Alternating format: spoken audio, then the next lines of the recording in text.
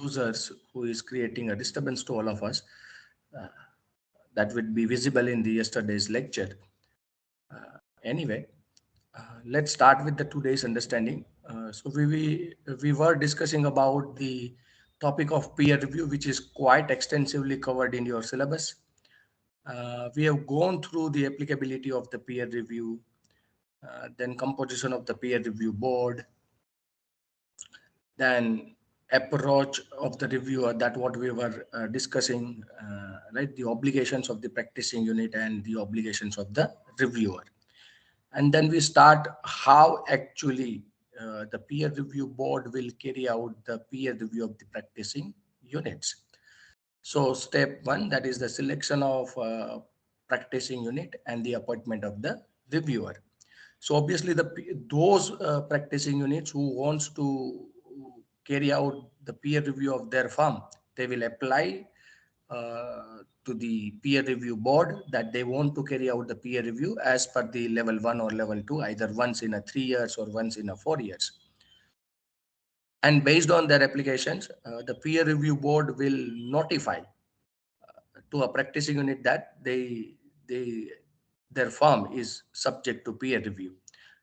So in that, once the peer review board inform the practicing units that your firm is subject to peer review, in that circumstances, the practicing unit have to within 7 days and submit a declaration to the peer review board, right, as per the level. And then based on their declarations, right, the board will appoint the reviewer from the panel of reviewers, and then they will allot the 3 reviewers, out of which the practicing units have to select the 1 reviewer. And once the uh, practicing unit selects the one of the reviewer out of the 3 within 7 days, the peer review board will send the intimation to the reviewer, and the reviewer will give the consent that he is ready to work as a peer reviewer. And then stage 2, we understand that that is the information to be furnished by the practicing units and information to be furnished by the peer review board. Both we have understand, right? And this is very, very important. Within 15 days, this 4 items is duly said by the practicing unit, so that the peer review can be affected in an efficient and effective way. So that what we have understand, then selection by the samples and the planning for the initial engagement. So that 15 days is given to the practice unit, that what are the assurance services which are subject to peer review. And for that, the 15 days should be given, and then plan for the initial meeting, that what we have discussed in the yesterday sessions. And now uh, stage number 3, the actual execution of the peer review work. Is it clear to all of you? Uh, any questions till the moment? If you have missed out yesterday to ask any questions, then you can raise right now if it is so. If still any kind of confusion in your mind.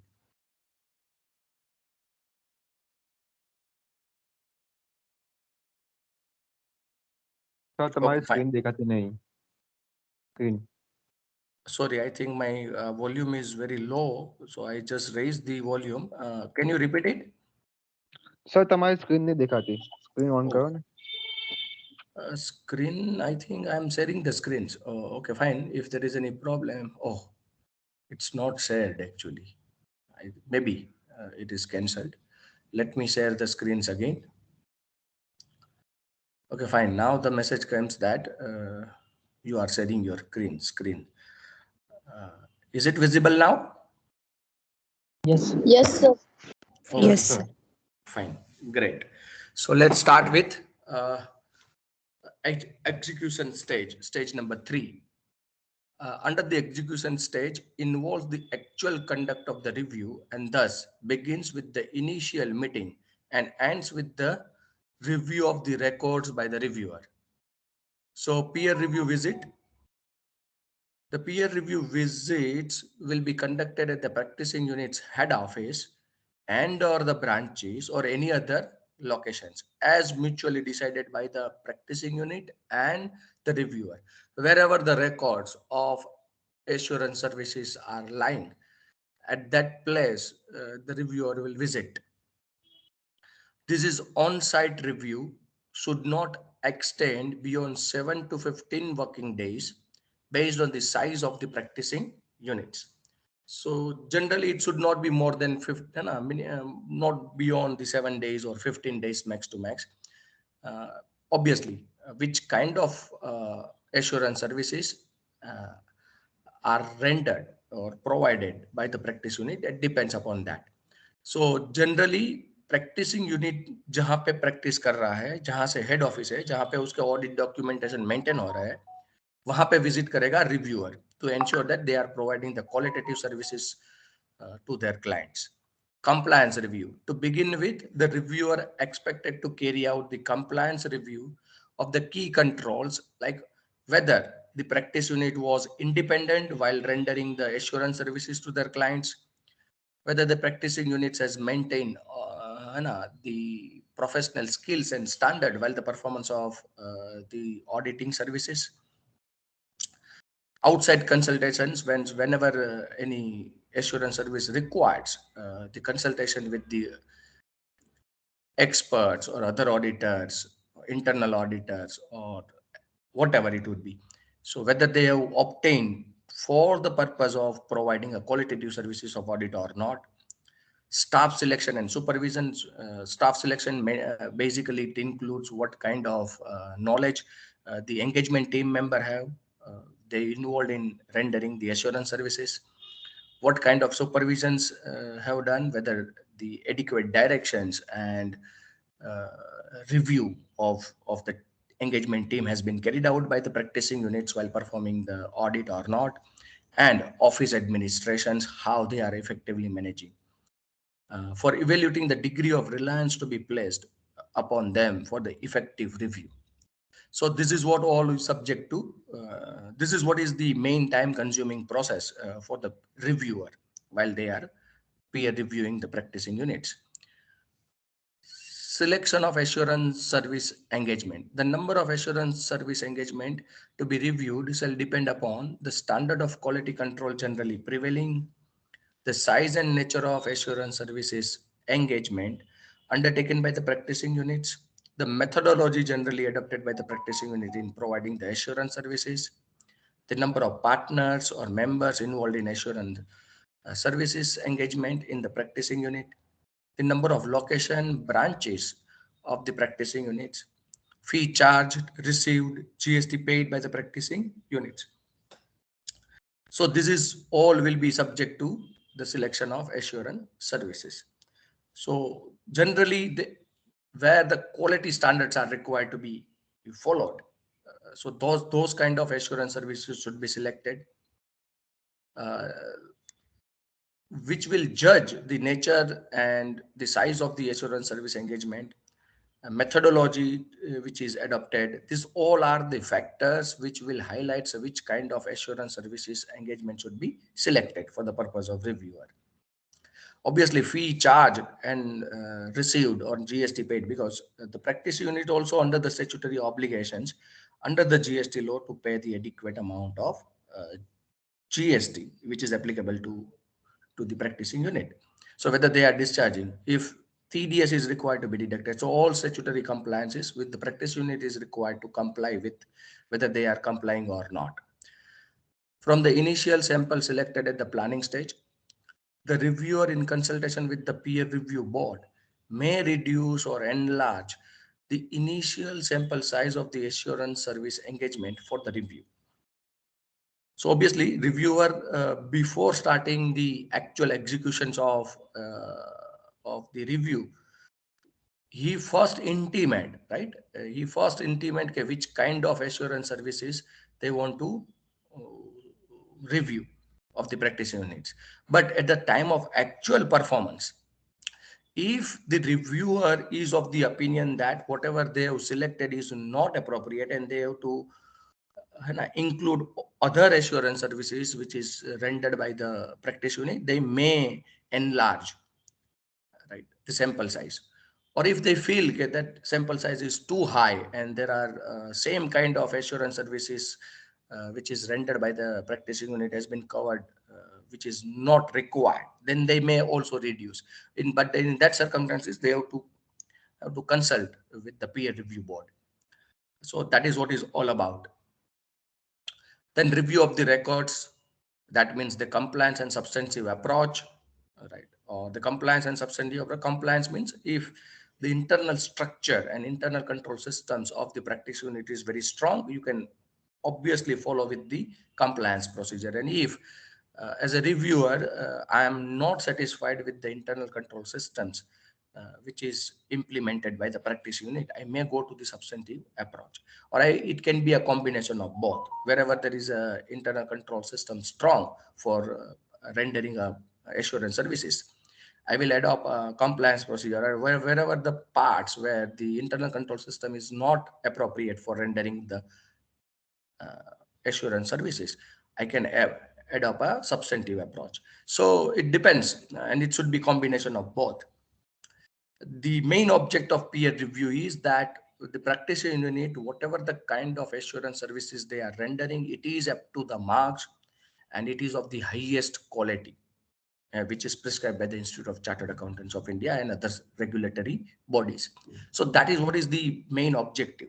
And if the practicing unit is lacking in particular area of rendering a best in class quality services, it should be identified, appropriate directions and you know the guidance should be given to the practice unit to improve upon it, so that the entire profession of auditing, which is rendered by the chartered accountants, and would be more of high level and acceptable all over the world. That what is the basic objectives of carrying out the peer review.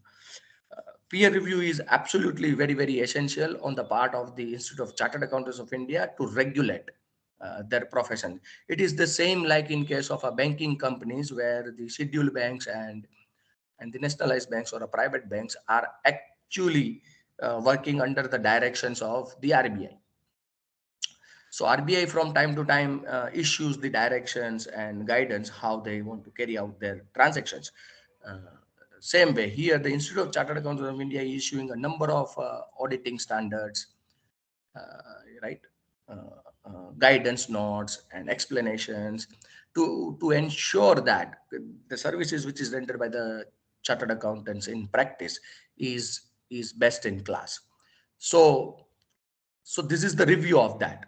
The ultimate objective is that the entire auditing profession should enjoy the reputations. They would be able to win the trust which is placed upon by the users of the financial statements, right? So that is what is the entire objectives. So education statement, this is what is all about. The compliance approach is to assess whether the proper control procedures have been established or followed by the practitioner to ensure that the assurance services are being performed in accordance with the technical, professional, and ethical standards. We already learned what is technical, professional, and ethical standards. The following areas should be considered. That is the assurance services record for administrations, review and evaluations of the system of internal controls, substantive test, financial statement presentations and disclosures, assurance services conclusions, how they reach to a conclusion. Obviously, through audit documentation, which is not mentioned over here, but you have to examine the audit documentations of the practice unit, based on which you can understand, based on the evidence they have obtained while performing the assurance services, they reach to a particular conclusion which is appropriate in a particular circumstances. And assurance service reporting and how they have reported. So whether they've used the other paragraphs or matter of emphasize paragraph where they want to draw the attention of the users of the financial statement or not.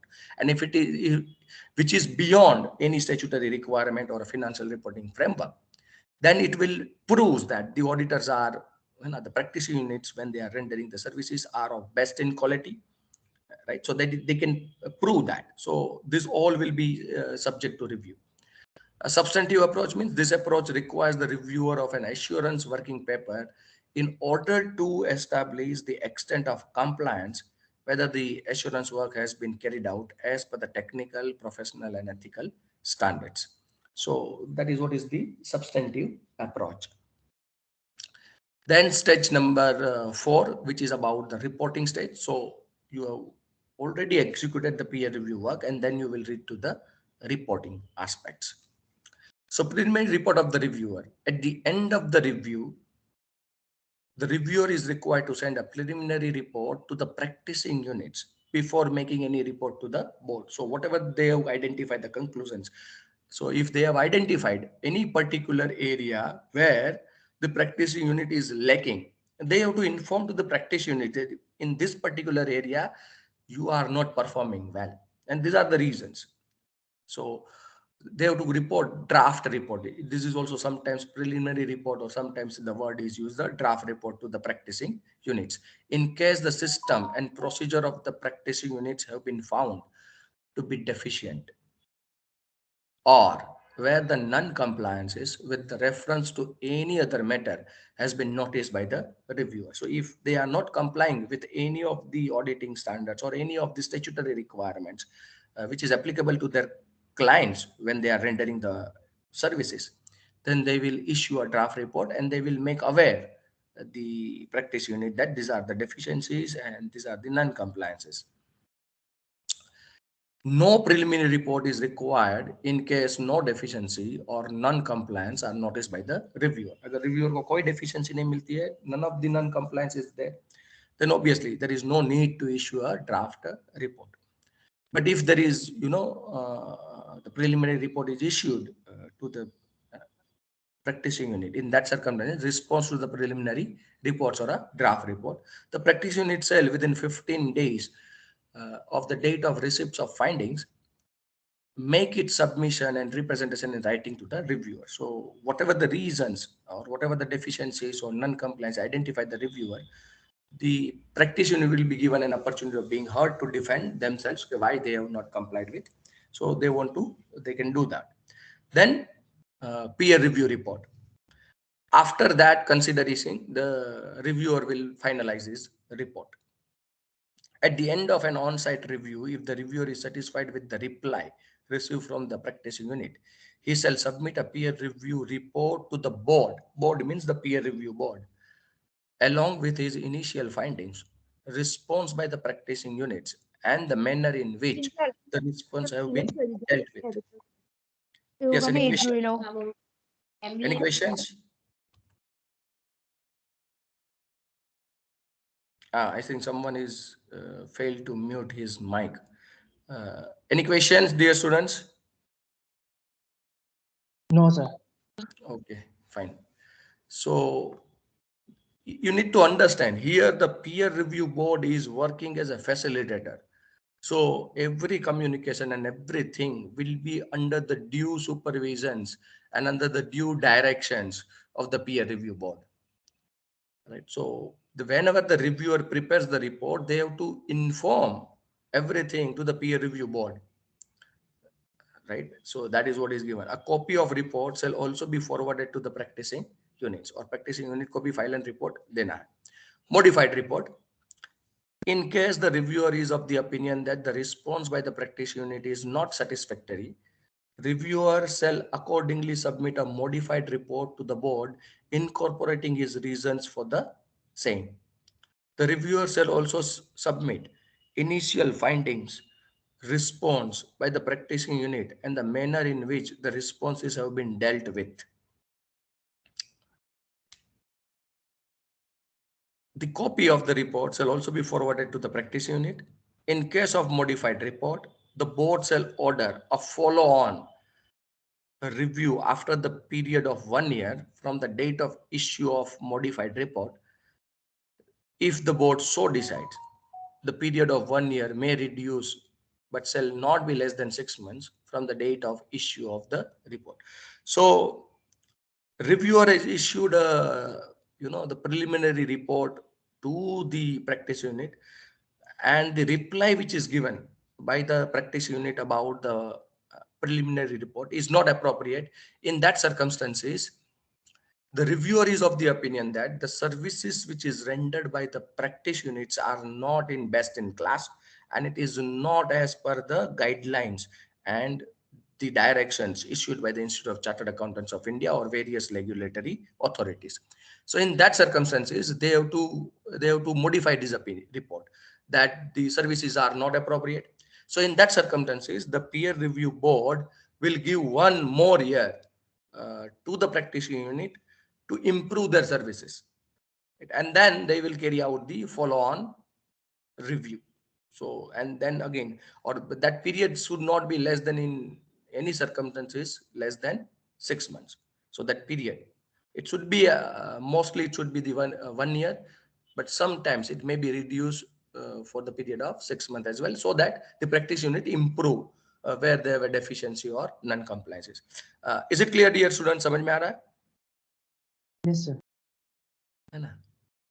One of the simple example is given illustrative disqualification in case of the modified report, right? This is one of the given. So it was observed during the examination of the engagement file that the staff deployed है ना, lacked industrial expertise and was in general inexperienced. Means practitioner के पास जो engagement team member थे, उनके पास उतने sufficient expertise नहीं थी जिस client की वो service render कर रहे थे. The practice unit does not have a system of supporting and encouraging its resources to undergo the relevant professional education necessary to execute the audit of an entity in a specialized industry, right? तो उनको उनके जो engagement team member थे उनको भी time to time training नहीं दी गई थी. So reviewer आया, उसने जो engagement team member के थे उनके साथ बात की और उसके साथ बात करके उनके साथ interaction करके और उन्होंने जो काम किया था engagement team as an engagement team member while rendering the assurance services, the reviewer comes to a conclusion that they lack the industry expertise which was necessary for the performance of the duty as a engagement team member, and there is no way the seniors or the in charge of the practicing unit, they are providing the sufficient support and encouragement or training to their engagement team members so that they can provide a qualitative services. Moreover, there was no evidence in the working paper prepared by the article assistants of any review performed by the senior resources. So there is जो भी senior थे practice unit में उसका review भी करते नहीं थे. No evaluation of the control environment of the entity audited was seen to have been done to identify the risk due to the deficiency or weaknesses in the audited entity's internal control in accordance with the standards on auditing 315. Identifying and assessing the risk of material misstatement through understanding of the entity and its environment. Moreover, no attempt was made to test the internal control over the financial reporting in order to determine if the controls are implemented or operating effectively in accordance with the standards on auditing 330, auditors response to assessed risk. So these all are missing. So that is known as a modified report. So in that circumstances, the practice unit will be given 1 more year to improve on all this. Right? And with one year, they have to work on this. They have to improve on this, and then again the follow-up review will be done. Then peer review certificates. Right? On receipts of the peer review report, the board shall within 3 months issue the peer review certificate to the practicing unit mentioning next due date for review. तो उसके अंदर वो certificate मिल जाएगा और उनको वापस कब करवाना है, in which category they fall, either in level 1 entity or level 2 entity as per their requirements. They will notify what will be the next review. Inform the practice unit that the peer review certificate cannot be issued along with the reasons therefor, as well inform the practice unit about the due date for conducting the follow-on reviews. Right? So अगर ऐसा है certificate issue नहीं हो रहा है तो follow-on review होगा. Validity of the peer review certificate. The practice unit cannot continue with the existing certificate whose validity has expired. All documents signed by the practicing unit during the intervening period, right, expiry of the previous certificate and the issues of the new certificate will be invalidated.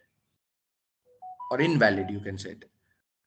Therefore, it is a responsibility of the practice unit to complete the peer review of the firm and submit all necessary document at least 1 month before the date of expiry of the previous certificate. तो उनका जब previous certificate की date expire होती है, उसके minimum at least 1 month से पहले application कर देनी चाहिए और peer review वापस करवा लेना चाहिए. समझ में आ रहा है बच्चों? Yes, sir. Right. Yes, Now sir. on the next page, the flow chart of the peer review process is given. This is all are very, lucid manner, and flow chart is given. So that's what I am giving you in homework, because flow chart आप आसानी से पढ़ सकते हो. Stage number 1 planning, right? और उसके अंदर step क्या होंगे जो हमने पढ़ा है उसी हिसाब से, right? So it's a good things. Execution begins, right? So stage number 2, the executions, and then these are the review of process, right? So this is flow chart I am giving you in homework to go through that, right? Reporting and all about. Is it clear, dear students? Yes, sir. Right. Then this independence and everything I will keep है ना aside. So यहाँ से फिर chapter number 17 है peer review quality body independence की बात M.Com level पे पढ़ने की जरूरत नहीं है. We have काफी covered कर लिया है. We are also really near to the work. So ये topic यहाँ से मैं आपके syllabus में से cut कर रहा हूँ. Lecture is recorded, so it is mentioned in the recording as well, right? So यहाँ से independence से पढ़ने की जरूरत नहीं है, right? Is it clear? और एक छोटा सा टॉपिक मैंने छोड़ दिया है. Is it clear? So 2 page मैंने बीच में छोड़े हैं. Am I clear? Yes, sir. 17.16 and 17.17. That is not in your syllabus, right? The last topic of the unit number 4, right? That is the audit of non-banking financial companies, right? So if you remember, let me just revise what are the topics we have covered, right? So that is the if you take the first page of the unit number 4, that is the audit under the fiscal laws, right? So in that we learn the audit of public trust. So that's what we have covered. And then we understand the tax audit under section 44 AB. While discussing the section 44 AB, it is before the budget proposals. There are few amendments in the budget 2023, which is not in the material, obviously, right? So that's what I want to take 1 or 2 minutes, so that if this question is asked and if you write something in examination about the budget proposal of 2023, that could be what. Still, it is not an act, because it is still a finance bill which is presented into the parliament, Lok Sabha, and then there will be a debate and deliberations on the amendments, and then it will be passed by both the houses of Lok Sabha and Rajya Sabha, and then will goes for the consent of the president. And when the president puts its signature, it becomes the finance act, and then it will be applicable throughout the year. So all the provisions are there. What are the amendments as per the budget proposals? So under section 44 AB, there is no amendment, but there is a 44 AD, 44 AD and 44 ADA. So in case of 44 AD, if the turnover exceeds 2 crore in the previous year, now this 2 crore has been increased to 3 crores, right? For presumptive taxations. Presumptive taxation, it exceeds from 2 crore to 3 crore from the financial year 23-24, assessment year 24-25, right? So that you should know. And there is also a professionals, the professionals under section 44 ADA, right? So there is a section 44 ADA, those who wants to go under the presumptive taxations.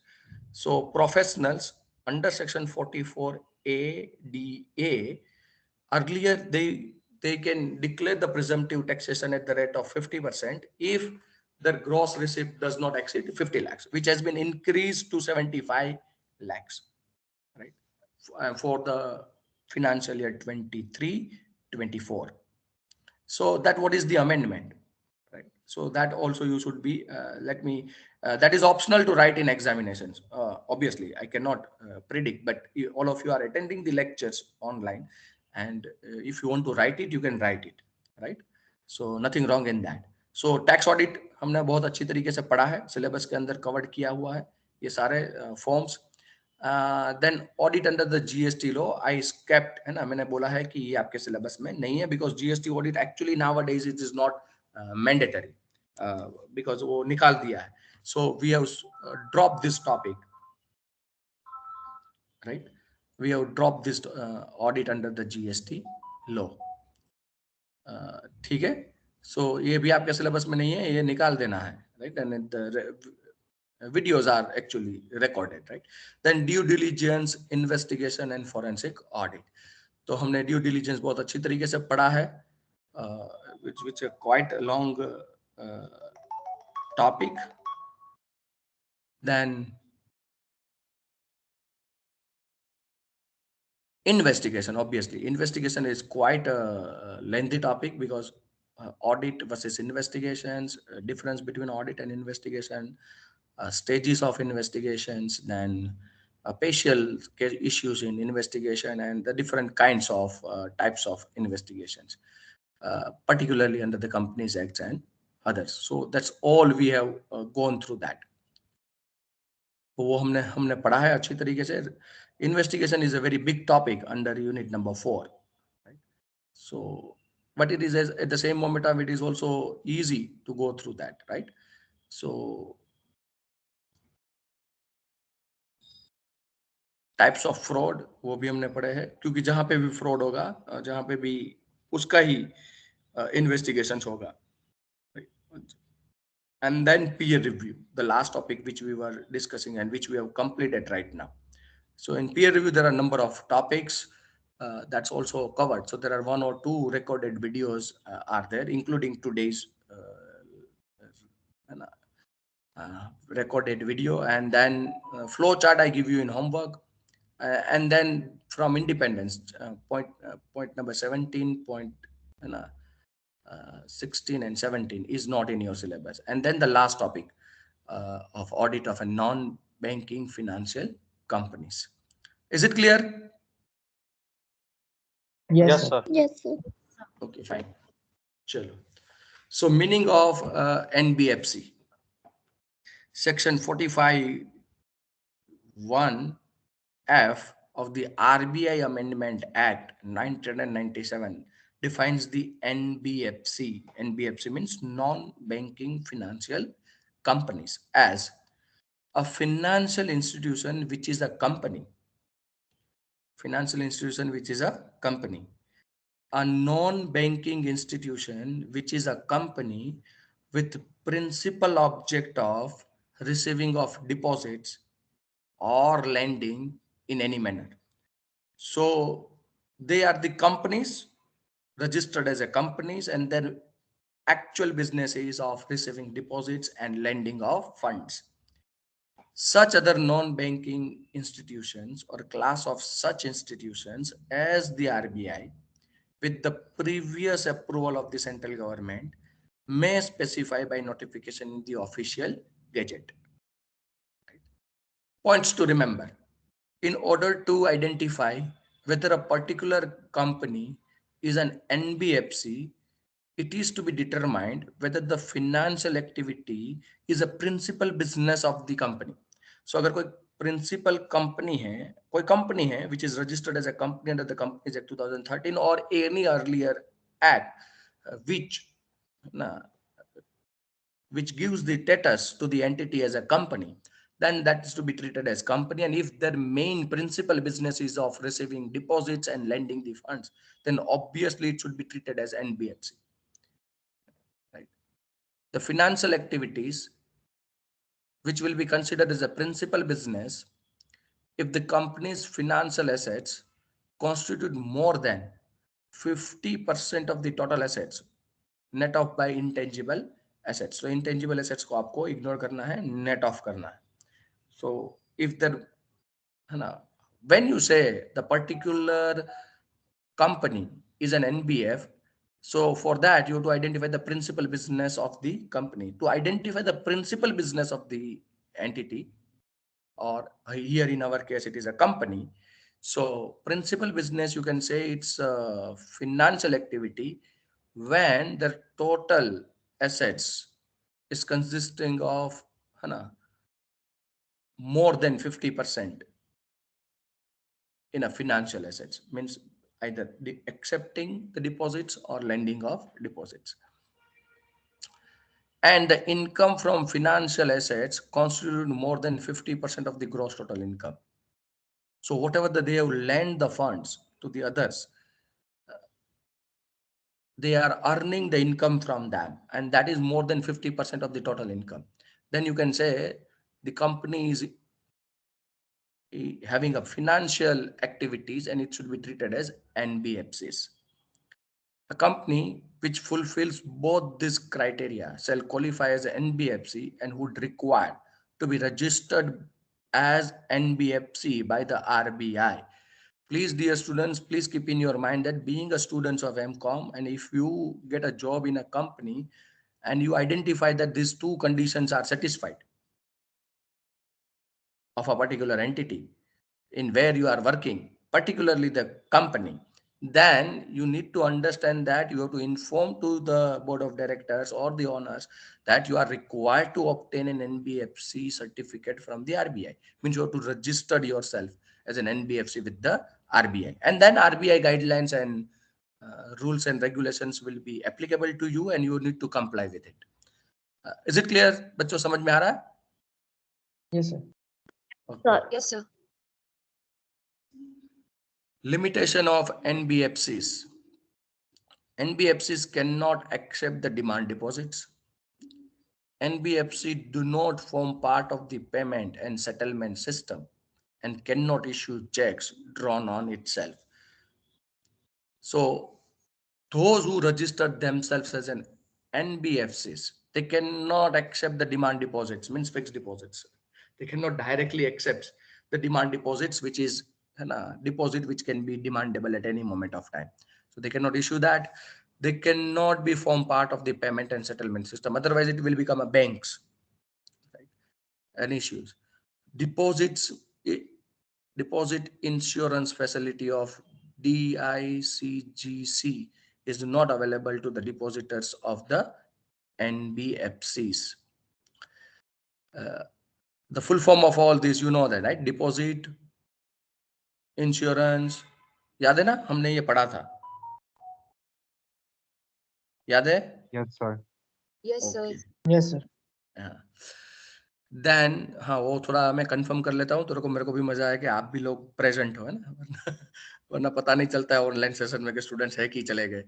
Anyway, सो उनको insurance की facility available नहीं है. अगर आप कोई nationalise bank में कोई deposit रखता है तो that earlier it was 1 lakh rupees of insurance coverage is there. Now it is increase to 5 lakhs. So if your deposit of 10 lakhs and if that particular bank's becomes bankrupt or it becomes insolvent, then in such a your money is insured up to 5 lakh of rupees. Currently, earlier it was only 1 lakh of rupees, right? So if you have a deposit of 10 lakh rupees, at least you will receive 5 lakh rupees from your insurance. But so that facility is not available. Deposit insurance facility is not available to the NBFC depositors. Minimum exposures to the priority sector is not required by the NBFCs, है ना? तो priority sector के लिए जो minimum exposure की amount maintain करनी है वो NBFCs को एप्लीकेबल नहीं है. So you can say these are the little relaxed guidelines for the NBFCs. Registrations and regulations of NBFC. Section 45 IA of RBI Amendment Act 1997 provides that no NBFC is allowed to commence or carry on the business of NBFC without obtaining a certificate of registration issued by RBI and having a net earned fund of rupees 25 lakhs or such other amount not exceeding 100 crore as the bank may by notification in official gazettes specify, right? So not net on the fund as prescribed for the registration purpose is rupees 200 lakhs. 200 lakhs means you can say 2 crore. Am I right? Right. So that is what is the you needed nowadays, and it is mandatory. So unless you have a certificate, you cannot commence and carry on the business of NBFC. You cannot do so if unless and until you have a certificate from RBI and you satisfy the net on fund criteria. Right. So that should be satisfied. The registration is required where the financing activity is the principal business of a company. So if any company is doing that, then is known to be treated as NBFC. And they require to get registered themselves with the RBI. Dear students, this topic is very, very important as you are learning and you are all of you are students. You may be understanding कि उसमें कहाँ बड़ी बात है, ये तो simple requirement है, satisfied करनी चाहिए. But there are number of entities in the markets who satisfy these conditions, but they don't know and they are not aware of it. As per the section 45 IA of the RBI Amendment Act 1947, they are required to be registered with the RBI as an NBFCs, and as they are not aware of, they are doing as their business in the normal course of business. And when the RBI come aware of it, they are actually at the NBFCs, but they are not registered with the RBI. There are severe consequences of non-compliance of this. Generally, the business activities will be banned. The entire entity will be liquidated, right? So that would there are the serious repercussions are there. So you should be well aware of it, right? And that's the reason you should pay attention over here. However, to obviate the dual regulation, certain categories of NBFC which are regulated by other regulators are exempt from the requirement of registration with the RBI. For example, companies registered with SEBI or IRDA. So obviously there are already the regulatory agencies are there, that is either the SEBI, Security and Exchange Board of India, or the Insurance Regulatory Development Authority of India. So if they are already registered with them, so that NBFC should be registered either with the RBI or SEBI or IRDA. Then there are regulators are there. The RBI has issued a direction to NBFCs on acceptance of public deposit, prudential norms, risk exposure norms, and other measures to monitor the financial solvency and the reporting by the NBFCs. So please underline this paragraph. So those who registered themselves as NBFC with the RBI, they have to mandatorily compliance with the prudence norms of RBI, which is issued, risk exposure norms, means capital adequacy ratio, SLR ratio, which are applicable to NBFCs. For NBFCs and banks are different, right? So whatever the directions or guidelines are there, they have to, and other measures to monitor the financial solvency and reporting by the NBFCs. Obviously, as they are accepting the deposit and they are lending that fund to the persons who are in need of. So actually they are doing the financial activities. So those depositors' money, which is lying as a deposit with the NBFC, it should be secured. So that monitoring of financial solvency, why this registration is required. RBI is very concerned that the person who is making the deposit with the NBFC, their fund should be secured, right? Or there should be a trust into it. So NBFC किसी लोगों के पास से पैसा लेके फिर उनकी सोल्वेंसी पे issue आ जाए, ऐसा नहीं होना चाहिए. RBI also issue a direction to the auditor to report to the RBI board of directors and shareholders any non-compliance with the RBI Act and regulations made by the RBI. Even CARO requires that whether a particular, whenever there is a company, in case of CARO 2020, there is a one para that whether a particular company are providing the services which is required to be registered as an NBFCs with the RBI or not. So the कोई auditor होगा किसी company का, अगर उसकी principal activity वो है तो उनको रिपोर्ट करना पड़ेगा, आरबीआई को बताना पड़ेगा, बोर्ड ऑफ डायरेक्टर को बताना पड़ेगा, शेयर होल्डर्स को बताना पड़ेगा, right? companies exempted from register under the RBI. कौन कौन सी ऐसी कंपनी है जिनको RBI में even though they are the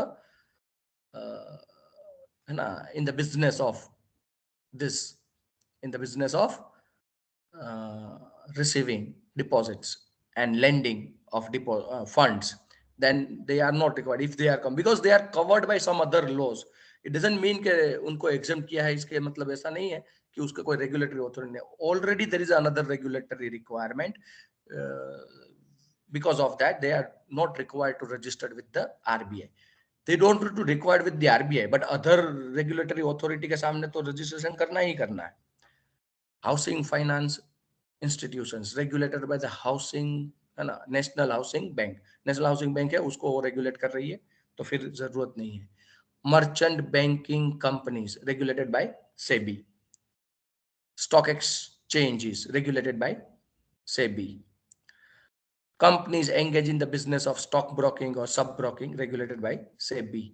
Venture capital fund companies, again it should be monitored and or actually directly comes under the SEBI. Nidhi companies regulated by MCA, right? Government of India. So they are regulated by the Ministry of Company Affairs. Insurance company, IRDA. Chit companies as defined in clause B of section 2 of the Chit Fund Act 1982. So there is an act. Microfinance companies, assets reconstruction companies, mutual benefit companies, crore investment companies, and alternate investment fund companies. Right? So these all are the companies, right? And not crore investment company with an asset size of less than 100 crores, and those with an asset size of 100 crore and above, but not assessing the public fund, are exempt from registration with the RBI. So जिस company का crore investment है वो it is less than 100 crore, और जो 100 crore से ज्यादा है उसका assets. Investment means assets, so asset side is more than 100 crore and above, but they are not accepting any public deposits. Right? They are not accepting any public public fund.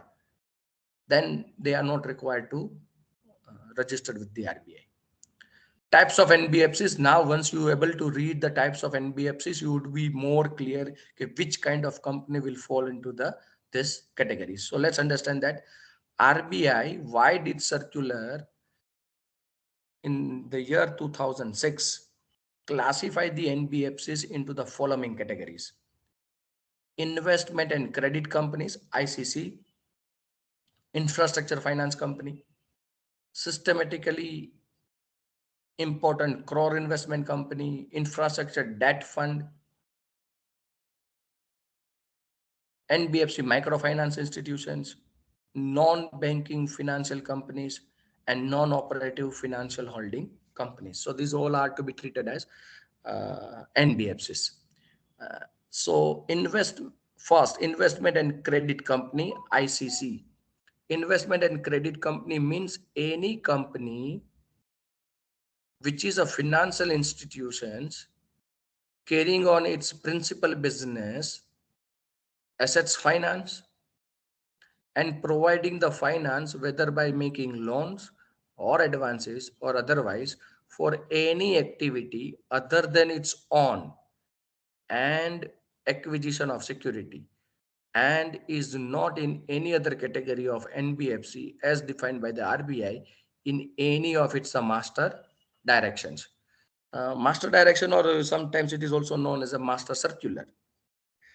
Nowadays they are using the word master directions, but some in old reference book or some of the way some of the economics or the RBI governors have used the word master circulation, circular.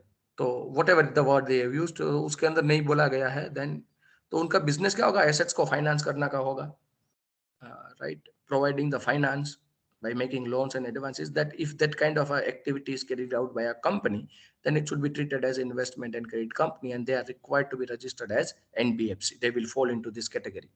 Infrastructure finance company. The infrastructure finance company is defined as a non-deposit taking NBFC that fulfills the specific criteria. Now उसके अंदर बहुत जाने की जरूरत नहीं, but उनका main objective ये होगा कि whatever the infrastructure work is carried out, so they are financing for that with so many stringent conditions and guidelines, which is under the specific criteria. So they should be treated as NBFCs. Systematically important core investment companies which carry on the business of acquisition of shares and securities in a group companies. Group company means the companies which are associated with each other, either holding and subsidiary, associate company, joint venture companies, and so many. So there is a group of companies. Nowadays, all of you are reading in the newspaper, there is a Adani group, right? So they have a, a mixture of a number of companies like Adani Enterprise, Adani Green, and Adani Transmissions, Adani Port, so many. So one company who is investing in a group of companies in the shares and securities, then that is also to be treated as NBFCs, and they are required to be registered with the RBI. Infrastructure debt fund, the infrastructure debt fund, NBFC is a company registered as an NBFC to facilitate the flow of long-term debt into the infrastructure projects. The NBFC raised the resources through the issues of rupee or dollar denominated bonds of a minimum of 5 years maturities. As some of you have given a presentation of the budget. So in budget, some of the students who have projected the talk on budget, they have talked about where the central governments got their financing. So some of the students have already highlighted that there are larger portion of the government comes from the borrowings. Government भी borrow करती है, right? So government borrow करती है, साथ साथ में government infrastructure के लिए भी पैसा spend करती है. तो जो infrastructure spend करती है, तो वहां पे वो लोग bond issue करते हैं, रुपी और डॉलर नॉमिनेटेड. अगर फॉरेन कंट्री में से इन्वेस्टमेंट लाना है तो डॉलर नॉमिनेटेड बॉन्ड इश्यू करते हैं, और इंडिया में से लेना है तो रुपी डिनोमिनेटेड बॉन्ड्स होते हैं, है ना, जिसकी मिनिमम मैच्योरिटी पीरियड 5 इयर्स की होते हैं. Generally it is not of 5 years, but generally it's of 10 to 30 years. 10 વર્ષથી લઈને 30 વર્ષ સુધીના બોન્ડ જનરલી ઇશ્યુ કરતા હોય છે. NBFC microfinance institution, non deposit NBFC that fulfills the prescribed conditions. Most micro finance के अंदर बहुत सारे लोग आते हैं, जैसे कि राइट ये गोल्ड बॉन्ड है ना, Muthoot finance and then Manappuram gold finance. So they are actually not accepting the deposit, but they are accepting the deposit. Assets लेते हैं और एसेट्स के सामने लोन दे देते हैं. नॉन बैंकिंग फिनेंशियल कंपनीज है ना, factors. A non-deposit taking NBFC engage in principal business of factoring करके देते हैं वो. So factoring आपने पढ़ा होगा financial management में. The financial assets involving in factoring business should constitute at least 50% of its total assets, and its income derived from factoring should not be less than 50% of the gross income. Then they are to be treated as NBFCs. Like Bajaj Finance, right? अगर आप कोई consumer durable loan लेने जाओगे तो Bajaj Finance में आपको 0% investment मिल जाता है, IDFC बैंक दे देता है, right? So they are actually doing the factoring services, and they will be fall into the category of NBFCs. Non-operative financial holding companies, non-deposit taking NBFCs which holds the shares of the banking company and the shares of all other financial services company in its group, or whether regulated by the bank or by any other financial regulator to the extent permissible under the applicable regulatory prescriptions, right? So that's all will fall under the different categories of NBFCs, and they have to required to be registered with the RBI. Is it clear, dear students? समझ में आ रहा है यहाँ पर? Yes, sir. Okay, fine. So it is 9:31. So now let's take a break. And we will again start within within the next 10 minutes. So now I will start at 9